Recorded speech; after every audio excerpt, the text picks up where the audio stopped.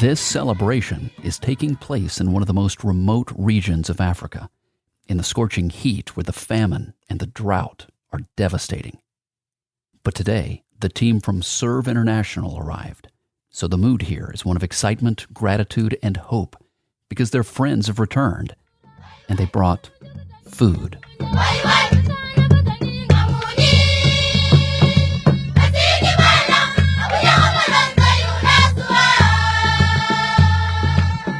Join me now as SERV International's founder and CEO, Steve Kasha, takes us to Kenya to meet the Turkana.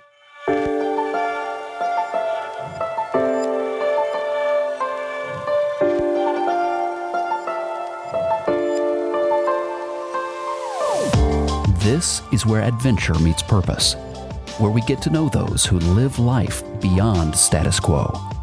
My name is Adam Asher, and this is the Edge of Adventure podcast.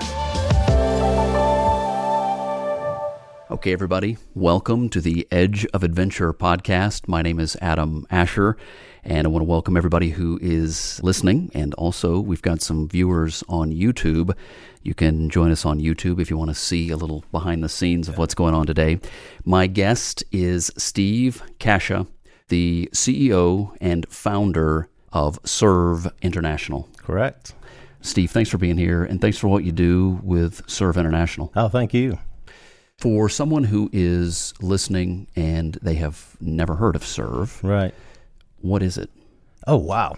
SERV is a nonprofit organization feeding people around the world a little bit of everything. We have an orphanage over in the northwest corner of Kenya. It's up near Sudan, Ethiopia, Uganda. It's right on the border, kind of up in the no man's land. So what we do is we take mission trips to Kenya. We also take mission trips to Dominican. We've been in Mexico in the past. But right now our primary focus is Kenya. What is life like up there? The first thing I would think of is there must be great need, but Right. never having been myself, you tell me what it's like there. You know, I think that what we'd want to do is probably paint the worst picture that you can paint, and then kind of, backtrack on that. There's tremendous need. I mean, it's a beautiful country. It's diverse. The people are fantastic, but there's always a need. I notice on your website, which by the way is, how would somebody find it? SERV1.org. So it's SERVONE.org. Okay, so the word serve minus the E is just SERV. Correct. ONE as in the number 1.org. Correct. SERV1.org. I notice on your website that you put a lot of emphasis on food. Correct. Why does it start with food? You know, it really goes back to a vision I was given real young. Had a vision to feed people when I was about 18 years old. Kind of started the process of helping where I could along the way. And about 10 years ago, I had a man who came over to the United States from Kenya. I sat there and listened to this guy, and he was sitting here telling me about the starvation. He was telling me about the poverty. He was telling me about the hunger and the death. And I sat there, and as I sat there and listened to him, I had a hard time believing that. How in the world can something like this happen when we have the means, we have the resources? And at the end of the night, I went up and shook his hand, said, "Hey, really enjoyed your talk." And he looked me in the eye, and he said, "You need to come to Kenya." And I'm like, no disrespect, but I have no intention of going to Kenya. Here's the funny thing. That night, I went and sat with him in a Waffle House and had a 2-hour conversation with him. And at the end of that conversation, I had committed myself going to Kenya. So I started researching some places around the States that I could get some nutritious food. And we ended up running across a company out of Texas. And long story short, we ended up buying some food and we took it over. So I ended up taking about 10,000 meals. And what this is, it's a 2.2-pound bag of food. In each of these bags is 50 meals, and it's a nutritious blend of carrots, soy protein, potatoes, but also has all the nutrition value that you need to sustain life for a day. So I was figuring if I'm going to go to Kenya and I'm going to go prepared. I ended up getting on the plane, and believe it or not, he met me there at the airport, and he took me around to some places. And the things that I saw were horrible. He took me into some slums. I saw hunger. I saw sickness. I saw poverty. I saw raw sewage flowing through houses. I saw some horrible stuff. But at the end of that 3 days, I went up to him, and his name was Simon. I said, "Simon," I said, "all these things that you're telling me about, about the hunger, the starvation. I said, although I've seen some horrible things, I've never seen, and I didn't see these things that you were talking about. And he looked me in the eye. He said, Steve, he said, the place that I'm talking about is up in the northwest corner of Kenya. He said, but we can't go. I said, well, why can't we go? He said, there are no roads. And the roads that they do have, chances are that we'd be attacked by bandits out of Uganda. They would take our vehicle. They might kill us. They might do this and this. He said, so I always charter a plane when I go. So I probably did the most irresponsible thing I've ever done. I pulled out my credit card, and I handed him my credit card, and we chartered a plane. The next day, we were on the ground up in this northwest corner of Kenya, a town called Lodwar. These 4 guys picked me up in a Land Cruiser. They said, are you Steve? I said, I am. They said, come with us. So I kind of thought I got myself into a mess. But for the next couple days, man, they took me around to these places that they were talking about, and I saw hunger, I saw starvation, I saw death. I held a baby in my arms that was getting ready to die. The next day, he actually passed away. So we took food up there, and we started to distribute a little bit of this food, and I knew at that point that something had to be done. And it got to the end of the trip, and we were passing out food in this village. And the really cool thing was there was this old lady, tribal lady, beads, very worn, very tattered. And she kept watching me, and she came up through the line as I was handing up food. And she came up, and she looked at me, and she nodded, and she acknowledged, and I gave her some food, and she smiled. And I told him, I said, God willing, I said, I'll be back with more people and more food. Well, man, it was 5 weeks to the day, literally 5 weeks to the day. I had brought 12 people back to Kenya, went back to the United States, came back, brought 12 people back to Kenya, and I brought more food. And I went to that same village. This was how long ago? Oh, gosh, this was 10 years ago. The really cool thing about this is I went back to that village. The same lady came through the line again, and she recognized me. She had tears in her eyes. And I asked my interpreter, I said, is she happy because we brought food back? And he said, no, she's happy because you came back and nobody ever comes back. I knew at that point I had to do something. So Kenya, we know that's in Africa. Right. Describe the experience. How long of a flight from Atlanta, Georgia? You guys are based right outside of Atlanta, Georgia. Correct. If you were to fly out of Hartsfield-Jackson Airport, where do you go from there, and how long of a flight is it? Yeah, so it's kind of a crazy process getting there. I mean, there's different routes, but most of the time what we'll do is we'll hop plane in Atlanta. We'll fly into Amsterdam, which is about a 7-8 hour flight. The route we go, have a 2 or 3 hour layover, and then about another 9 to 10 hour flight into the capital city of Kenya, which is Nairobi. So it's a process. By the time it's all said and done, you're dealing with a 7 to 8 hour time lapse as far as jet lag and a 20 hour trip. We have a facility there now on the ground that we actually procure food, and we pack out food for our large scale food distribution. So we'll do that for a day or so, and then we hit it running. We charter a plane. We fly up to that northwest corner of Kenya, where our orphanage is, and we have food shipped up ahead, and we spend probably about 5 to 6 days there. I think that's an important point. SERV International is committed to a particular group of people, a community exactly. in Kenya. And Correct. You have an ongoing long-term relationship with that group. Exactly. I mean, our goal, I guess you could say, is not to necessarily feed the whole world, because we're not a feeding organization from that standpoint of trying to solve the world hunger problem. But one of the things that we do is we try to go in and we invest in communities. We come alongside of them, and everything that we do starts with food first. So we go in and we bring food to these communities, and then in time that leads to trust of bringing this food, and then it leads to doing wells, and then it leads to bringing in outreach centers and schools and stuff like that. So you go into these places that nobody will ever go. I mean, it's to the ends of the earth, and then just a little bit further. There is something very moving about going to the ends of the earth, right. and then going a little bit farther and discovering a wonderful community there. We tend to call them sometimes people groups, because oftentimes they have a culture or a language and traditions that are all their own. Have you found that to be the case with the group in Kenya? Man, absolutely. We take a dirt road, which turns into a path, which turns into a trail, and then it's a big open riverbed. And then you go down that riverbed, and when you see the big rock, you take a left, and you head towards the mountain. We've developed probably about 5 or 6 communities in different strategic pockets around this area, up near the borders of these countries, and we just keep going back. And we let them know that they're not alone, that we're bringing food. We're a Christian organization, so we do some preaching, or we just kind of share the love of who Christ is in our lives. And around that, like I said, all starts with food. Food first leads to everything else. When I have these interviews on the Edge of Adventure podcast, and I speak to people like yourself who are leading an organization that is doing relief work, humanitarian work of some kind, I always like to dig a little bit deeper and maybe get to the motivation. And the motivation is different for different people. Right. But for you and for the team with SERV International, in a nutshell, why are you doing what you're doing? I never started off wanting to do SERV International. I think that's kind of important. I own my own business. I've had my own company for 26 years, run an export company that sends product all over the world. Graduated college, and man, I was just going to go in, and I felt like God had given me a gift to do business, and I was just going to go in and make that difference and make my mark. Well, after about 5 years into the business of being successful, we started having a little bit of money rolling in, a little bit of resources coming in. I started to think to myself that, although all these material things are great, I just had this void in me. And this void was just this whole sense of needing that there was something more. And I remember sitting there thinking, God, if this is all there is to life, is just making my money and being successful on what the world says, then I'm missing something.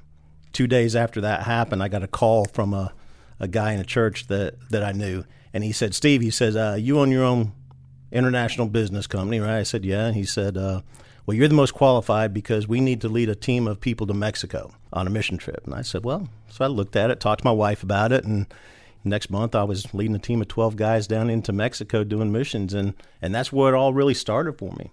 Just that need of having to find something more, not being satisfied with the status quo, and using your resources to make bigger needs and make an impact in the world, to go to those places where others wouldn't go, and to make an impact, and to see with my own eyes, and to be able to then. We went into Mexico for the next 3 years and continued to take teams, and we built outreach centers and feeding program facilities and stuff like that. Currently, what are the areas of the world that SERV International serves? Right now, we're serving in the Dominican. We just finished up a program in Costa Rica, Kenya, which is our big one. And then 2 years ago, we just launched a really good program into Cambodia. And we're actually... Tell me about that. Yeah, man. We're actually using food as a platform to go in and using it as a prevention of sex trafficking. So we ended up putting a container of food into Cambodia last year. A container of food is 1 million meals, a shipping container like you see on the roads and stuff. And it's 1 million meals, 20,000 bags of food. And so we ship that over there. And what we do is we go in and we use it as the prevention and the education part of sex trafficking. So how often are you over there? I think I saw recently you guys were over there. Yeah, we returned from a trip from Africa, and then about 3 weeks later we were on a trip to Cambodia. So we just got back probably about 6 weeks ago. But it was an amazing trip. Went over there. We're just really trying to figure out who our partners are. We're really trying to figure out where the best need is. And we've been doing a lot of research. We've got some great partners on the ground. We're working with an organization over there called Saving Susan. They go right into these places, into these slums, and they identify these girls. They identify these kids. All right, so tell me then how the container of food, 1 million meals, right? Right.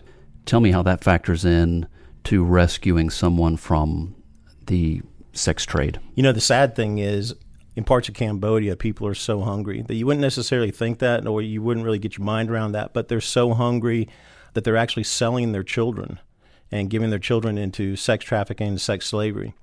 And a lot of times they're doing it to put food on the table. So our thought behind that was, if we went in and we brought this food, then what we can do is we could use this food and go into isolated communities. Again, we're not there to try to save the whole country of Cambodia, but to places that we identify and that we work with, we'll go in and educate them, give them food, set some goals, set some standards, and set some criteria for them, and then continually use that so they don't have to sell their children into sex slavery, and then educate them in the process. So it's a slow process, but we're finding that we're getting good results with it right now. So talk to me about the strategy then of working with one group or one community and staying there long term versus taking the same number of meals, distributing them perhaps more broadly or to a larger group or larger area.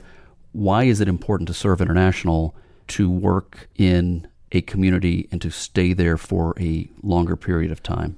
Well, it's important. It's important because you have to have the credibility. You have to have the sustainability. And when you're going into a foreign country and you're going into these places and these villages, they want to know you're trying to build that trust.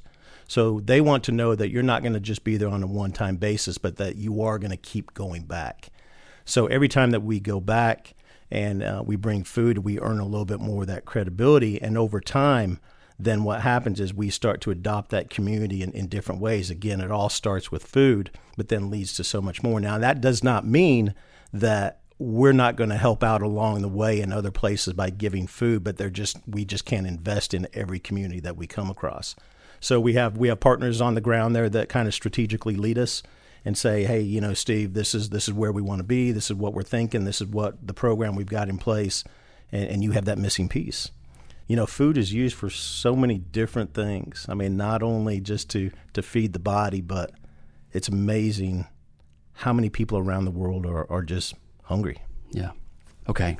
SERV International, online at serv1.org. Correct. And SERV, there's no E in it, so it's SERVONE.org. Correct. And that's what I'm looking here on my laptop at the moment. I'm looking here, and I see you've got a section about food, but you've also got a section about water and a section about shelter. Right. Walk me through the water initiatives and the shelter projects. So really the water and the shelter kind of just stemmed from the original vision that was given years ago. Like I said, everything, I keep saying this, but everything comes back to starting with food. So when we went into these areas, give you an example of just Kenya, when we went up to Lodwar in the Turkana region, up near those borders, our whole purpose and focus was distributing this food. And so we did mass distributions, focused in on a couple of these communities.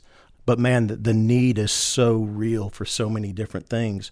So bringing in the food gave us the credibility, earned us the right to come alongside these people with the trust factor. And as they did, we would go back and we would tell them, say, hey, we need you to continue to think about what it would look like for us to put a well in here, in these areas. And man, we would have people walk 8 to 10 miles, literally, just to show up for food distribution. And when we go into this area of food distribution, there may have been 1 or 2 huts around there, and that was it. And then people would show up for this distribution. But as you start to bring food and as you start to bring water, communities are built. So when you put in a well in a place, you go back 6 months later, and now there's probably what was 2 to 3 huts, these grass thatch huts. There's probably 20 to 30 around there. And then as that continues to grow over time, we bring the food, we continue to make sure the well's going, we sink a borehole, a well in there. And then once that community grows, we come in maybe the next year and we get partners to come alongside of us and fund an education piece of that or a church aspect of that where we'll build a building. And then pretty soon, within a 2-year period, you go from an area that has 8 to 10 people to a thriving community of 300 or 400. That's where we like to kind of put our focus, and we continue to maintain that. But then we'll pack up our bags and we'll go another 15, 20 miles down the road, and we'll start the same. In Kenya, the name of the group again, the people group that you work with is what? They're the Turkana. It's the Turkana tribe. Okay. Turkana. Turkana. Are they based there, or are they in a variety or a wider region? No, of Kenya? they are up in that northwest corner of Kenya. It's a Turkana tribe. It's the Turkana district. Different people groups, different tribal groups. And those are the people that we really felt that God was leading us to start with and to make a difference in their lives. Would you say they have lived a fairly isolated life? Very isolated. There is a town, but once you get a couple miles or even a mile out of town, I mean, it's remote. Probably some of the most remote area I've seen. I traveled the world a good bit, but desolate, remote. Looks kind of like Arizona in the hottest of hot. What's their reaction when you roll up in a vehicle of some sort? They may be used to it now, but I imagine in the early days, was that something they had seen before? At some point, anybody who's probably over 10 or 12 has seen that. But yeah, there were times when we would show up. And of course, the white people, they were the Mzungus. So they call us the Mzungus. People would just start yelling and screaming, the Mzungu, Mzungus. And these kids, when you get up in the vehicles and you get out of the vehicles, they would just run from you. Originally, they would run from you. Absolutely. Okay. That's the smaller ones. Of course, we have a good team of people on the ground there, so we go in ahead of time and we preface it, and they know that we're coming. But even at that, it's an experience that you'll never forget. Something very unusual for them in their tribe and in their community. Absolutely. Like if you were to go now, how are you going to be received? Oh man, it's family. The welcome is overwhelming. They're hospitable. They go out of their way to give us the small things that they have. They'll give us trinkets. They'll give us. I got a goat leg, not the whole goat, but I got a goat leg one time. Pretty good. And and they make all these little trinkets for us. They make these little brooms and little things, and they give the best of what they have, even when they don't have anything to give. It just touches you down in the very pit of your soul. Do you ever stop and think, what did you do to possibly have arrived at a point in your life where you roll up into a community like that and they love you? What does that feel like? You know, it's very humbling, but I think the fact of we just showed up. You know, the very first time is we just showed up when others wouldn't show up. And again, I've said this, but this is the most remote of the remote. And when we show up for that first time or that 20th time, man, they're just so appreciative. They're so appreciative of anything that we have or that we give them, or just being in community with them. There'll be times when we go there for no purpose, but just to sit around the fire with them and just to be present with them and just to be in community with them. The relationships that are built, you know, you have two different languages, you have two different cultures, and we always hear people refer to them as, oh, those people. Well, those people are people. And just like me and you, and they've got families, they've got kids, they've got struggles, they've got issues. It's just their stuff is different. And we'll sit around a fire at night and we'll sit there and they'll talk to us, and through an interpreter, they'll share their stories, they'll share their goals, their joys, their sorrows, and just to be in presence of them and to know that, you know, we're all one people. We just look different and we just come from different areas. But God designed us all the same. So we are actually recording this on site at your headquarters outside of Atlanta, Georgia. Right. And for those who are watching on YouTube, you can see the room that we're in is adorned with some beautiful pictures. And we won't go through all of them, but like this main one right here behind us here. What's the story? Who are these people? So what you're actually looking at is you're looking at poles coming up out of the ground, and you're looking at some thatch roof with a little bit of tin on it, and that's their church. So the man that you see standing right behind me in the middle of this picture, his name is Pastor Jackson. And this man will walk for days at a time. He is now actually part of SERV International in Turkana. And he walks and he goes and he engages in these communities. He's an amazing man. So another picture, which you obviously, if you're listening to the podcast, you can't see it. You can't see this one. We'll take a picture, though. Before we leave, I want to take a picture, make sure that we post this on theedgeofadventure.com. Yeah, actually, what you're looking at here is it's an aerial shot of our orphanage. It sits on 33 acres. And we have a compound within that 33 acres of a 7-acre area that's fenced in. And we have 67 children to date that we've brought in. We started off with 15. We continually grew that. And we always took the philosophy that you've got to be better before you get bigger. And we offer out child sponsorships to them for $55 a month. And then we have people within the community here back in Atlanta, around the United States. People are able to go on our website and actually sponsor one of these kids. And what we do is we ask them for a 1-year commitment on it. We show up back in Kenya probably at least 3 or 4 times a year. And in the process of that, we bring letters, we bring pictures, we exchange stuff back and forth. But the shot that you're looking at there is our orphanage.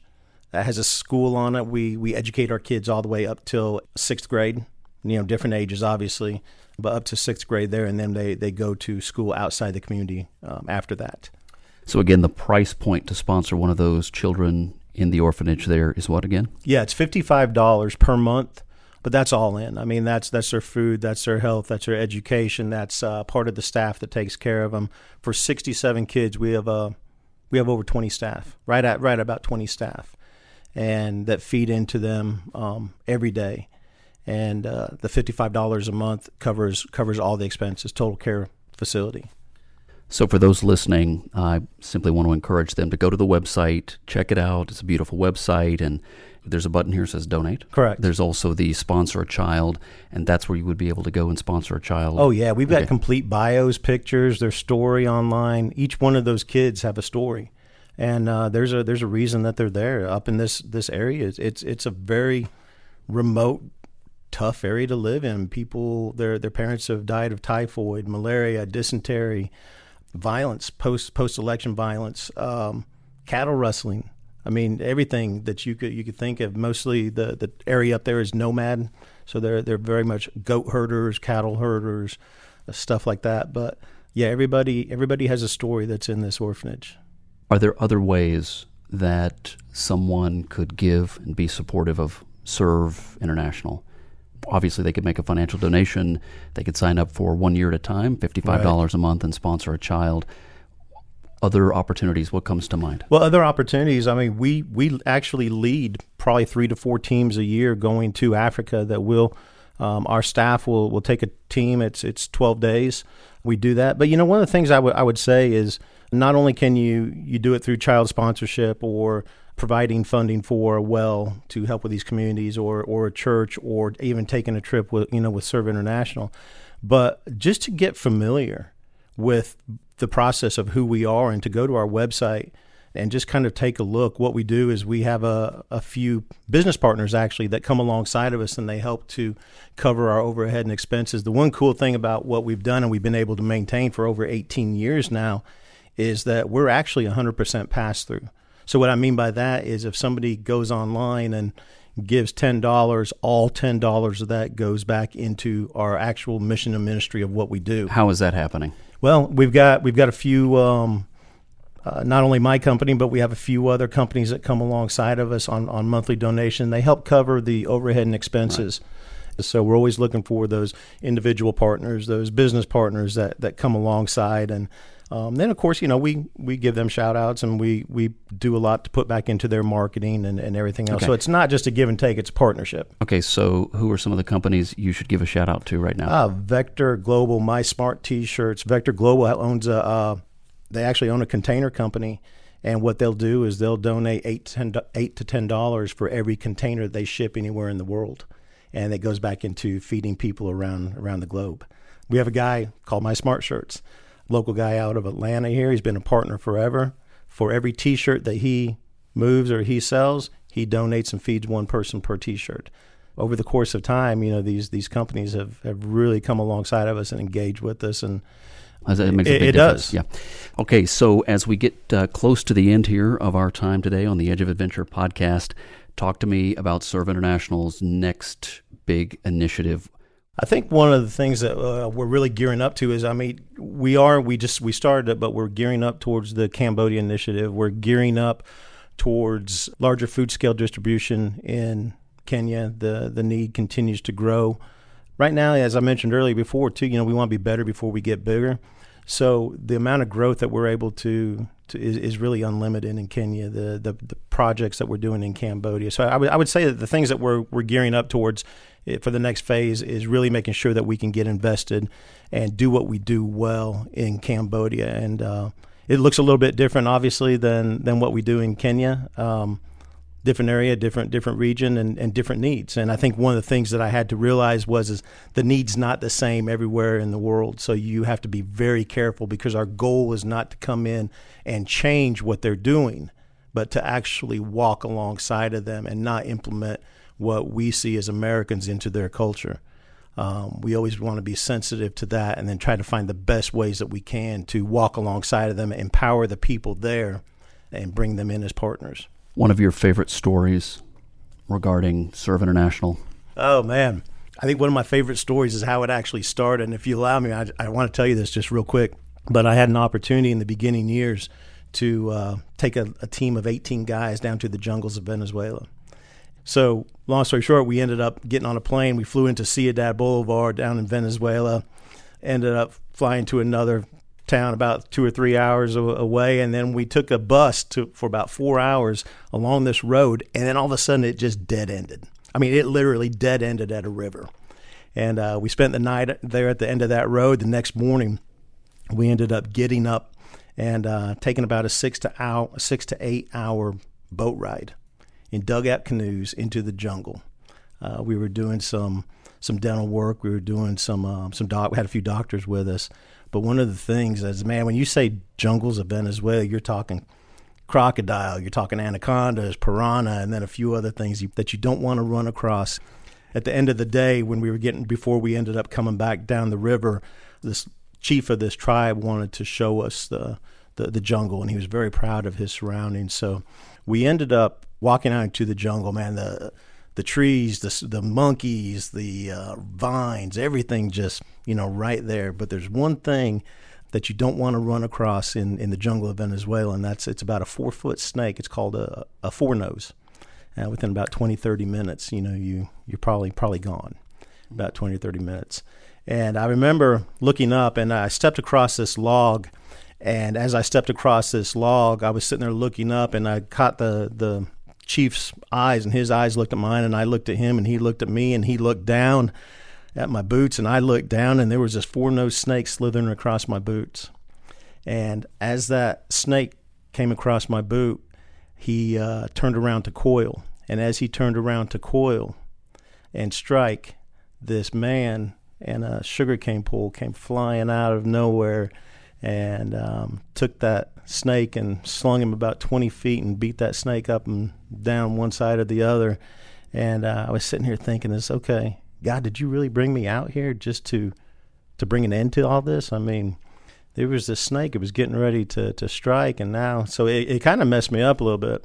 But we ended up getting back downstream, and I went to bed that night, and I was slinging in my hammock, had my mosquito net over me. And, man, I would remember waking up the next morning to all the sounds of the screech monkeys, all the insects and everything. But I just had this peace inside of me that was just beyond anything I'd ever experienced. And I felt like God was just talking to my soul and just saying that, hey, Steve, you're to start a ministry. And if you seek my face in everything that you do, I'll always continue to take care of your needs. I think I did what anybody reasonable person would do at that point, and I really just kind of turned around and ran for about 6 months. But, as I say, I'm still seeking his face 18 years later, and, God continues to take care of our needs and expands it daily. How would you challenge people out there in terms of seeking adventure and purpose? How would you challenge us? I think so many times we get stuck in our jobs, we get stuck in our routines, we get stuck in these situations that we feel we can't get out of.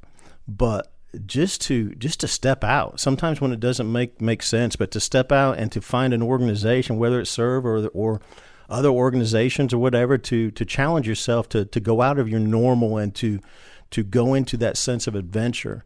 And when you're traveling overseas or you're traveling to some place that has that slight edge of danger or whatever, something just comes alive in us. And it's amazing what stepping outside of your normal will do. For me, I think it's sometimes going to the edges of the earth, like we talk about, and then a little bit further. That's my excitement. And I love to bring people into that atmosphere and to help create that opportunity for them to see what I see through missions and through adventure and through traveling.